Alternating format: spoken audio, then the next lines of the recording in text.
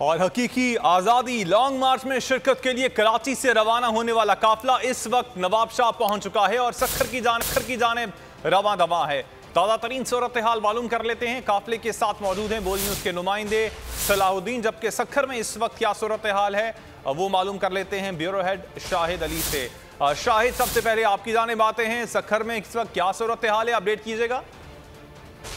आपकी जानिब भी आएंगे शाहिद, सलाहुद्दीन की जानिब जाएंगे। सलाहुद्दीन बताइएगा।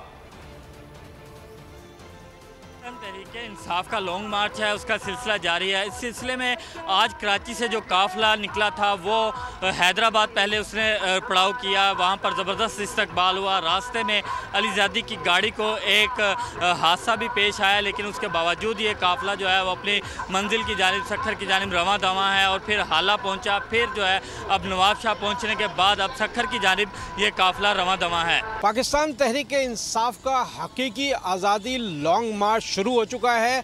कराची से काफिला जो है कौमी शाहराह पर रवां दवां है। सखर में इस्तकबालिया कैंप लगाया जा चुका है। आप देख सकते हैं कि यह कैंप यहाँ लगा हुआ है। हम इस वक्त मौजूद हैं शिकारपुर रोड पर, जहाँ पर सिंध का जो काफिला आ रहा है उसके कायदीन यहाँ पर पहुँचेंगे। कारकुनान यहाँ मौजूद हैं, जज्बा है कारकुनान में। कारकुनान जो है वो तैयारी कर रहे हैं कि वो यहाँ से रवाना होंगे कल सुबह अपने कायदीन के साथ इस काफिले में शिरकत के लिए, इस लॉन्ग मार्च में शिरकत के लिए। उनसे बात करते हैं कि कैसा जज्बा है। जैसे कि हम सखर में अपने अली हैदर जैदी साहब प्रेसिडेंट और जनरल सेक्रेटरी मुबीन जतोई साहब की क़यादत में यहाँ से तकरीबन हज़ारों और लाखों की तादाद में हम यहाँ से इस्लामाबाद के लिए ट्रैवल करेंगे।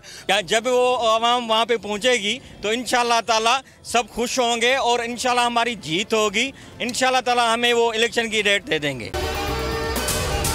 अगर आपको ये वीडियो पसंद आई तो हमारे चैनल को सब्सक्राइब करें और बेल आइकन पर क्लिक करें।